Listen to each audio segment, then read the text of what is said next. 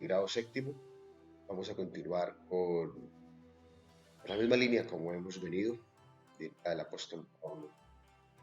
Vamos a iniciar este segundo periodo con uno de los temas que han sido más controvertidos en la filosofía, que es justamente el pensamiento. La clase pasada o en el último momento estábamos debatiendo todos mediante el foro de Clark Robinson sobre la premisa de los latinoamericanos, productores de conocimiento o que por el contrario somos creadores de pensamiento. Y bueno, ustedes dieron una serie de aportes y de ideas muy interesantes. Algunos están a favor, otros están en un punto medio, punto neutro, otros están en contra. De modo que lo invito a que saquen sus propias conclusiones.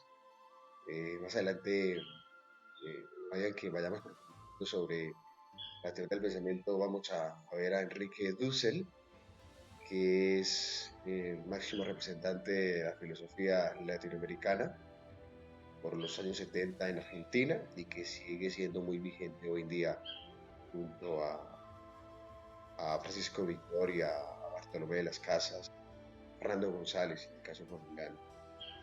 Entonces, lo invito a que siga indagando sus ideas y que usted mismo saque sus latinos y cubanos o simplemente tomó consumidores de conocimiento. Ojo, y este llamado a la reflexión o de suscitar la posibilidad de la reflexión en términos, ¿no? Algo pues como la hecho. Bueno, entonces vamos a continuar con la pregunta, ¿qué es el pensamiento?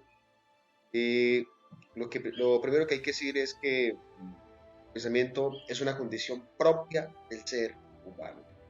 Eso es la primera premisa. En efecto, la ciencia y la neuropsicología, la misma medicina o el método científico no ha comprobado que otro ser en el mundo vivo tenga la capacidad racional de lo que tiene el ser humano o de lo que es el ser humano. Claro, la profe, y gorilas, el mono, por ejemplo, los perros, los delfines. ¿Qué pasa? ¿Piensan o no piensan? Es un debate que estudia psicología, pero la criatura, el ser vivo máximo en la Tierra, en el cosmos, en el planeta, que desarrolló la totalidad del raciocinio, el ser inteligible, el ser inteligente, es el hombre. De modo que es el único que puede construir pensamiento, es el único que puede construir conceptos, ideas, arquetipos, prototipos, argumentos en su intelecto. Y esa primera distinción vamos a dejarla clara en filosofía. Pensamiento es una característica, es una condición propia del ser humano. Incluso desde la antigüedad, Aristóteles afirmaría lo siguiente: todo ser humano es pensante. Más adelante va a decir que eso es el por naturaleza. Pero bueno, aquí el tema es el pensamiento. De modo que él lo define en una primera instancia en la que reduce el concepto antropológico como un ente o como un ser del pensamiento. Luego, conclusión o inferencia nuestra que hemos debatido es que filosofía es pensar. Y si el hombre es pensante, la conclusión sería, todo hombre es filósofo por el arte de pensar, por la condición de pensar. Yo aquí atrás les tengo una frase maravillosa de la modernidad, donde dice, pienso, luego existo. Es decir, que para que el hombre piense, debe existir. Que el hombre exista, debe pensar. De modo que la actividad humana, la realidad humana no se entiende si no es con el pensamiento. Y el pensamiento trae una serie de cualidades y características, de utilidades, de definiciones, de funciones, de clases, de prototipos, que ya en momentos pasados lo hemos explicado, ¿no? Tenemos el pensamiento crítico, el pensamiento analítico, el pensamiento lógico, el pensamiento matemático, el pensamiento abstracto, el pensamiento histórico. Bueno, ¿y para qué sirve el pensamiento? Lo vimos que este tiene la capacidad de contribuir a la construcción de problemas en la sociedad, en la construcción de resolución de conflictos y demás. Entonces, aquí la centralidad es debatir el pensamiento filosófico y llevarlo a la línea. A ver, los latinoamericanos sí estamos produciendo pensamiento. Entonces, el ser humano, digamos, dentro de sus actividades racionales o de sus actividades inteligibles, eh, hace uso de la razón. Y esta se constituye como la medida de todas las cosas en el orden cosmológico y en el orden antropológico. Podemos pensar en Platón. Vemos que en esta definición del alma tripartita, donde él divide el alma en tres partes, el alma racional, el alma irascible, o sea, el alma de los afectos, el alma concupiscible, el alma de los afectos bajos, pasiones nobles. Platón dice que la que debe gobernar, la que debe regir el mundo, es la razón, es decir, el pensamiento. Seres humanos, desde Platón, no pueden dejarse llevar o ceñirse según lo que le dicen sus afectos, sus emociones. Yo quiero, yo siento, tengo ganas, me parece, mucho menos con las pasiones nobles, es decir, los apetitos sexuales. El ser humano tiene que vivir en clave de razón, tiene que vivir en clave de la inteligencia, tiene que vivir en clave del raciocinio. Platón allí mismo hace un llamado de atención muy interesante. Disculpa el paréntesis, el tema que no es Platón, sino que lo traigo con la porque me parece pertinente. Y es que el ser humano debe estar regido por el raciocinio, lo que en algún momento él consideró como el mundo de las ideas. Y allí hace un llamado de atención también a la armonía, a la justicia, es decir, que la mente, la razón, sea capaz de gobernar, ay, para abajo, ay, para allá todo. El ser humano no puede ser esclavo de su sentido. Y él hace una crítica muy interesante a los gobernantes griegos, o a los líderes políticos griegos. Él dice, ay de aquellos gobernantes griegos que son príncipes y reyes y que someten a sus pueblos bajo sus pies, pero que son esclavos, son plebeyos de sus propios afectos. ¿Será que pasa en Colombia? ¿Será que nuestros gobernantes establecen sus políticas de gobernanza con la razón? ¿O se dejan llevar por los afectos y los sentimientos de la corrupción, la maldad, del cohecho, o para delinquir y de los contratos y el lavado de activos? Ahí les dejo para que piensen.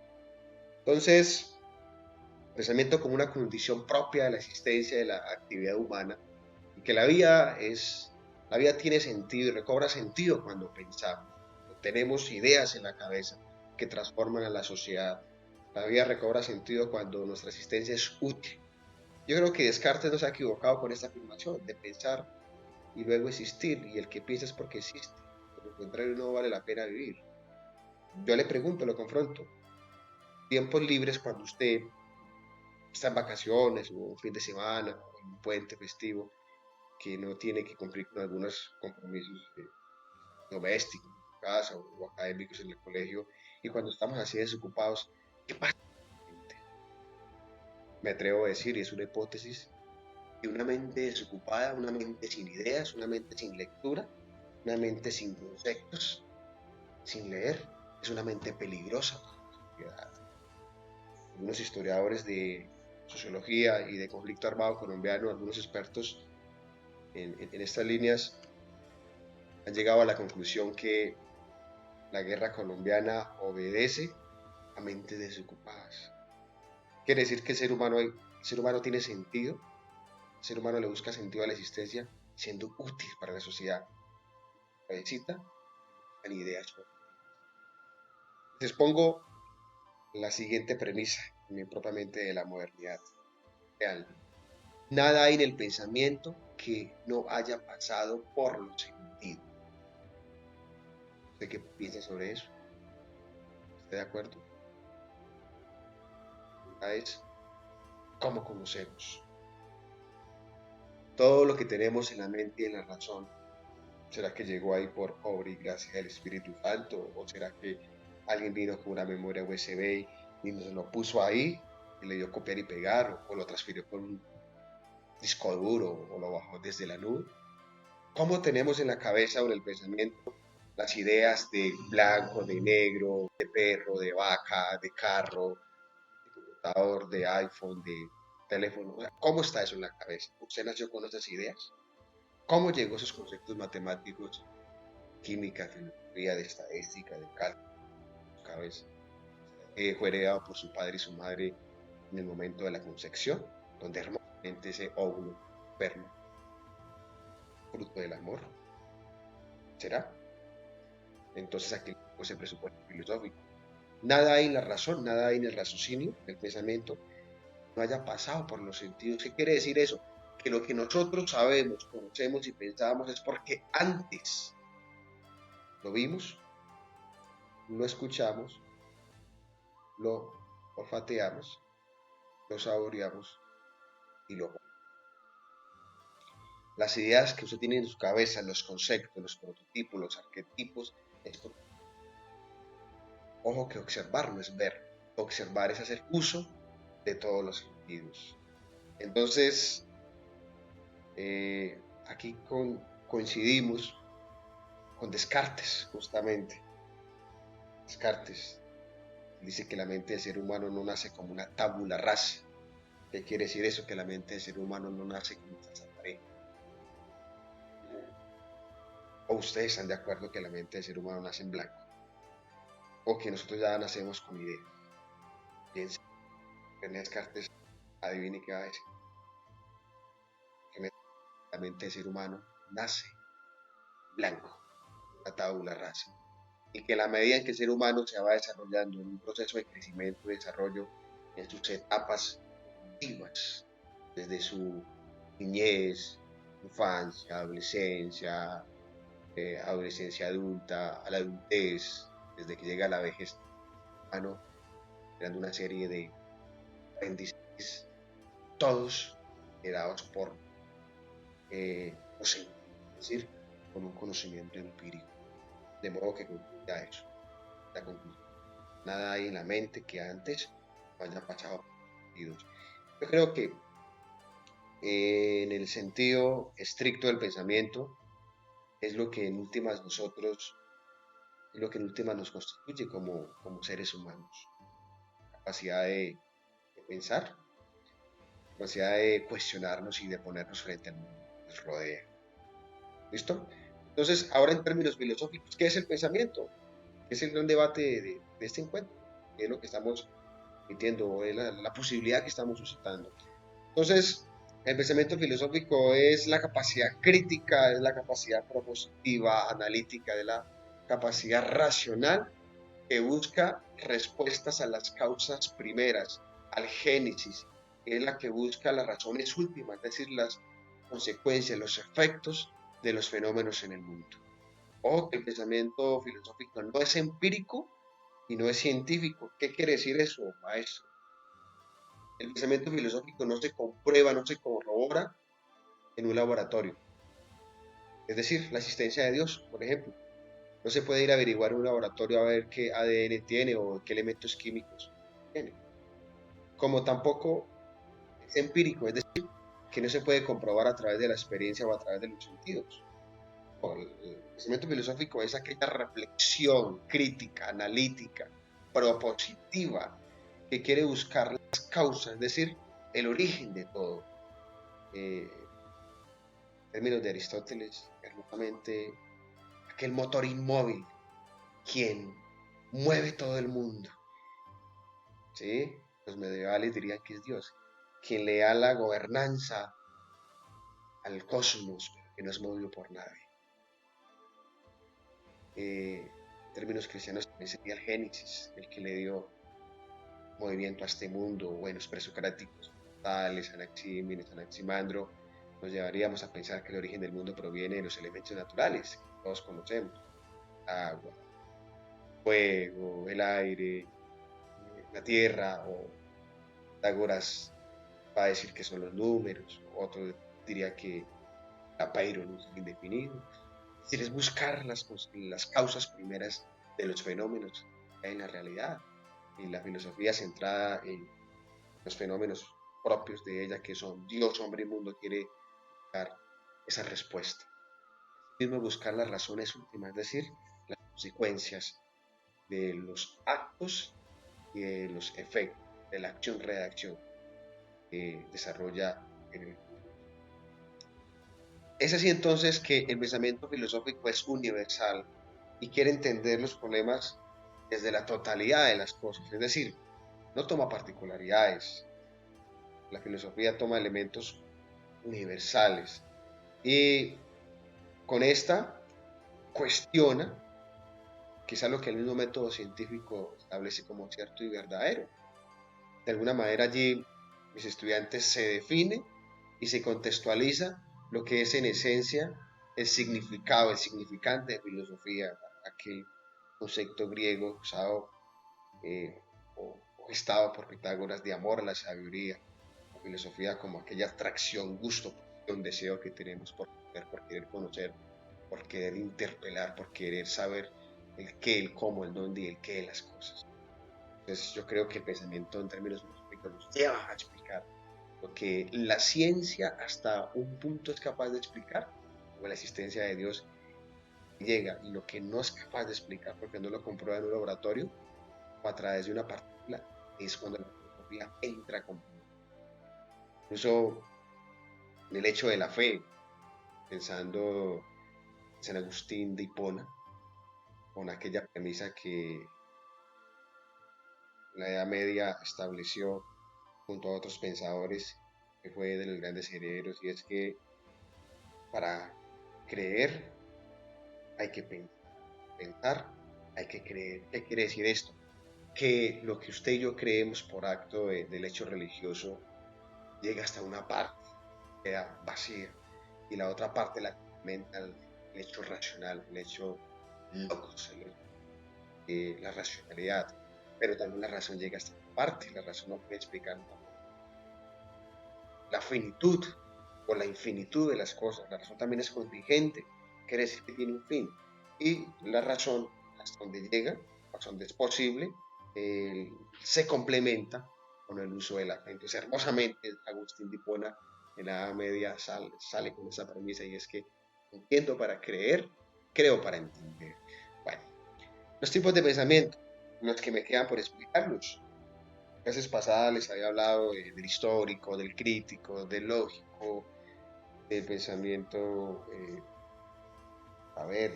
por allí vimos también el matemático. Bueno, hoy vamos a ver 4 tipos de pensamiento.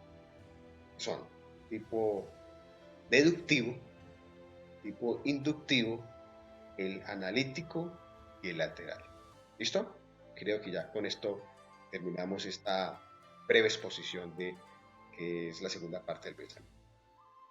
Entonces, el pensamiento deductivo es aquel que permite tomar los elementos generales de la totalidad del cosmos, de las cosas, y llegar a los particulares. Y el inductivo es lo contrario, es tomar los elementos particulares, los elementos en sujeto, un individuo, y que permite llegar a los elementos generales. ¿Cómo así? Preguntarán ustedes, explíquenos. Bueno, vamos para allá. Vamos a citar un ejemplo. Pensemos que la estudiante María Camila vio que pasó una garza volando. Hay un elemento particular. La garza vuela. ¿Listo? La garza vuela para Camila porque pasó por el frente de su finca. Resulta que Camila con su madre se va a recorrer la finca para verificar que los animales tengan el agua. Se dan cuenta que junto al ganado hay alrededor de 30, 50 garzas. Camila las ve. ¿Y Camila qué deduce o qué induce o a qué concluye Camila? Que las garzas que vuelan. ¿Por qué? Porque Camila, a partir de la premisa de ver que una garza vuela, concluye que el resto de garzas vuelan. ¿De acuerdo? Esa es la conclusión del método inductivo. Partimos de lo particular de un hecho y así lo generalizamos. Luego lo deductivo, lo contrario. Vámonos con el caso de los perros pitbull. Celeita. Celeita estaba en Bogotá y pasó por al frente de un hogar de paso de perros. se encontró que había un grupo de perros pitbull, eran 10 perros pitbull, y que todos estaban bravos, que todos estaban furiosos, eran perros que estaban amarrados con cadenas y con bozales, y los perros se lanzaban a las mallas y ladraban, asustaban a la gente. Entonces Celeita se hace el concepto, llega a la conclusión que los perros pitbull son bravos. Bueno, Celeita terminó sus vacaciones, se vino para Guamal, y estando en Guamal, dándose un paseo por el parque junto a su familia después de la misa, ve que un individuo tiene un perro pitbull amarrado, adiestrado con un bozal. Celeita, ¿qué va a pensar? Celeita, ¿qué va a deducir? ¿Que el perro pitbull qué? ¿Qué es qué? Que es bravo.